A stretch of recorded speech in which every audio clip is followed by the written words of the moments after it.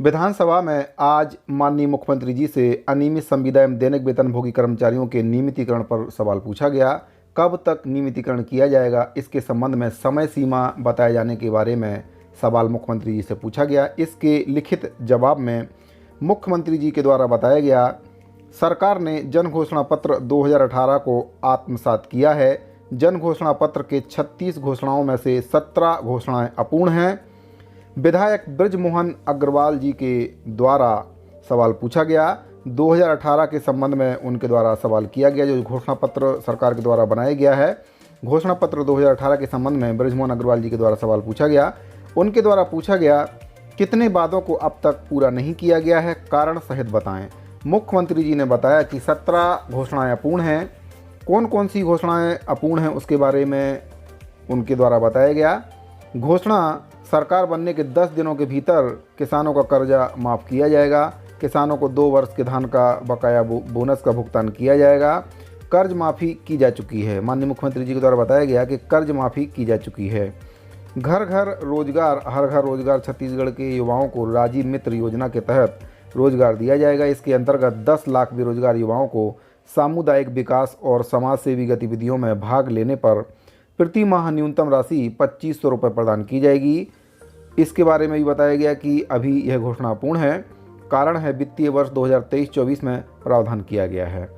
अगली जो घोषणा उनके द्वारा बताई गई है, ग्रामीण और शहरी आवास का अधिकार सरकार आने के बाद 1 वर्ष के भीतर होम स्टे अधिनियम लाया जाएगा। इसके अंतर्गत प्रत्येक ग्रामीण भूमिहीन 5 सदस्यीय परिवारों को घर एवं बाड़ी के लिए भूमि प्रदान की जाएगी। शहरी क्षेत्रों में आवासहीन परिवारों को 2 कमरों का मकान प्रदान किया जाएगा। समस्त तृतीय वर्ग, चतुर्थ वर्ग शासकीय कर्मचारियों के लिए क्रमोन्नति, पदोन्नति व 4 स्तरीय उच्चतर वेतनमान लागू किया जाएगा। अनियमित संविदा एवं दैनिक वेतनभोगी कर्मियों को रिक्त पदों में नियमितीकरण की कार्रवाई की जाएगी। किसी की भी छंटनी नहीं की जाएगी। शिक्षा कर्मियों को 2 वर्ष पूर्ण करने पर नियमितीकरण की कार्रवाई की जाएगी। और इस पर उनके द्वारा जवाब दिया गया कि शिक्षा कर्मियों की नियमितीकरण की प्रक्रिया पूरी की जा चुकी है। 4 स्तरीय वेतनमान देने की घोषणा परीक्षणाधीन है। नियमितीकरण के संबंध में प्रमुख सचिव की अध्यक्षता में समिति का गठन किया गया है। संख्यात्मक जानकारी एकत्रित की जा रही है। समय सीमा बता पाना संभव नहीं है। माननीय मुख्यमंत्री जी के द्वारा यह जवाब दिया गया कि नियमितीकरण पर समय सीमा बता पाना अभी संभव नहीं है। कई वर्षों से नियमितीकरण पर 4 वर्षों से माननीय मुख्यमंत्री जी के द्वारा यही जवाब दिया जा रहा है कि नियमितीकरण के संबंध में समय सीमा बता पाना संभव नहीं है। सबसे गंभीर विषय है नियमितीकरण। 4.5 वर्ष से अनियमित संविदा एवं दैनिक वेतनभोगी कर्मचारी नियमितीकरण की आस देख रहे हैं। बजट में भी नियमितीकरण की घोषणा नहीं हुई है, जिससे कर्मचारी काफ़ी नाराज हैं। संविदा कर्मियों और दैनिक वेतनभोगियों के नियमितीकरण को लेकर मुख्यमंत्री जी के द्वारा कहा गया, नियमितीकरण किए जाने हेतु विधिवत नियमानुसार कार्रवाई की जा रही है। भाजपा विधायक पुन्नू लाल मोहल्ले के सवाल पर जवाब देते हुए मुख्यमंत्री जी ने बताया, नियमितीकरण करने के संबंध में शासन ने प्रमुख सचिव की अध्यक्षता में समिति का गठन किया है।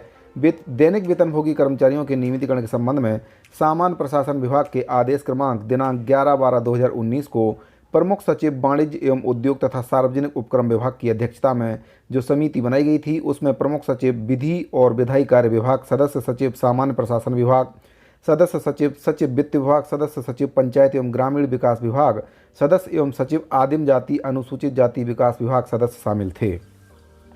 मुख्यमंत्री जी ने नियमितीकरण को लेकर अब तक की गई कार्रवाई की जानकारी देते हुए बताया कि नियमितीकरण के संबंध में समिति की पहली बैठक दिनांक 9/1/2020 को हुई थी, जिसमें समिति के द्वारा निर्णय लिया गया था कि समस्त विभागों से अनियमित दैनिक वेतनभोगी एवं संविदा पर जो कर्मचारी कार्यरत हैं उनकी संख्यात्मक जानकारी ली जाएगी। इस दौरान 47 विभागों से अभी तक जानकारी प्राप्त की गई है। बाकी विभागों से अभी जानकारी नहीं मिल पाई है। समिति की दूसरी बैठक दिनांक 16/8/2022 को हुई थी। बैठक में 5 बिंदुओं पर जानकारी मांगी गई थी। समिति के द्वारा लिए गए निर्णय अनुशंसा अनुसार निम्नलिखित 5 बिंदुओं की जानकारी शासन के समस्त विभागों से निर्धारित प्रपत्र में चाही गई है। 5 बिंदुओं के बारे में आप सभी जानते होंगे। क्या 5 बिंदु हैं? विभागों में पदस्थ अनियमित संविदा दैनिक वेतनभोगी कर्मचारी जो कार्यरत हैं, क्या वह खुले विज्ञापन भर्ती प्रक्रिया के माध्यम से नियुक्त हुए हैं? क्या कर्मचारी उक्त पद की निर्धारित शैक्षणिक योग्यता रखते हैं? कार्यरत कर्मचारी जिस पद पर कार्य कर रहा है, क्या वह पद संबंधित विभाग के पद संरचना भर्ती नियम में स्वीकृत है? क्या उक्त नियुक्ति में शासन द्वारा जारी आरक्षण नियमों का पालन किया गया है? अनियमित दैनिक वेतनभोगी संविदा पर कार्यरत व्यक्ति जिस पद पर कार्य कर रहा है क्या वर्तमान में उसको क्या वेतन दिया जा रहा है और उन नियमित पदों का वेतनमान क्या है। तो ये 5 बिंदुओं पर जानकारी विभागों के द्वारा मांगी गई है। मुख्यमंत्री जी ने बताया कि 24 विभागों से जानकारी प्राप्त हो गई है, शेष 22 विभागों से जानकारी अप्राप्त है। समिति के द्वारा की गई उपरोक्त अनुशंसा के अनुसार समस्त विभागों से जानकारी प्राप्त न होने के कारण समिति की रिपोर्ट अपेक्षित है। नियमितीकरण किए जाने हेतु विधिवत नियमानुसार कार्रवाई की जा रही है, मुख्यमंत्री जी के द्वारा यह बताया गया है। लेकिन स्पष्ट जवाब माननीय मुख्यमंत्री जी के द्वारा नहीं दिया गया है कि नियमितीकरण कब तक किया जाएगा। नियमितीकरण के संबंध में समय सीमा माननीय मुख्यमंत्री जी के द्वारा नहीं बताई गई है। 4.5 वर्ष में भी माननीय मुख्यमंत्री जी के द्वारा नियमितीकरण पर स्पष्ट जवाब न दे पाना बहुत ही गंभीर विषय है। विधानसभा चुनाव के वक्त कांग्रेस के घोषणा पत्र में 36 घोषणाओं को राज्य सरकार ने आत्मसात किया था, जिसमें से 19 घोषणाएं पूरी हो चुकी हैं, ऐसा माननीय मुख्यमंत्री जी के द्वारा बताया गया है। लेकिन अब यह जनता तय करेगी कि कितनी घोषणाएं अपूर्ण हैं, कितनी घोषणाएं पूर्ण हैं, क्योंकि जो घोषणाएं घोषणा पत्र में की गई थी उनमें से एक भी घोषणा पूरी तरह से माननीय मुख्यमंत्री जी के द्वारा पूरी नहीं की गई है। जो भी घोषणाएं की गई थी सारी की सारी घोषणाएं अधूरी हैं। खास तौर से अनियमित संविदा दैनिक वेतनभोगी कर्मचारियों से जो वादा किया गया था, 10 दिन में नियमितीकरण करने का वादा किया गया था, वह वादा पूरी तरह से अधूरा है और उस वादे को सरकार के द्वारा अभी तक पूरा नहीं किया गया है। 36 घोषणाओं में से 19 घोषणाएं पूरी हो चुकी हैं, ऐसा मुख्यमंत्री जी के द्वारा बताया जा रहा है। 17 घोषणाएं अपूर्ण हैं। अनियमित कर्मचारी दैनिक वेतनभोगी कर्मचारियों के नियमितीकरण की मांग को लेकर जो कमेटी का गठन किया गया है उसकी रिपोर्ट सार्वजनिक अभी तक नहीं की गई है। कमेटी की रिपोर्ट आई भी है या नहीं आई है यह मुख्यमंत्री जी के द्वारा नहीं बताया गया है। केवल यह बताया जा रहा है कि समय सीमा बता पाना संभव नहीं है। इसी प्रकार के टाल मटोल जवाब 4.5 वर्ष से माननीय मुख्यमंत्री जी दे रहे हैं। अब अंतिम वर्ष है, चुनावी वर्ष है। इस वर्ष में बजट में घोषणा न होने से कर्मचारी काफ़ी नाराज हैं। 26 मार्च को अनियमित कर्मचारियों के द्वारा मुख्यमंत्री निवास घेराव का कार्यक्रम रखा गया है।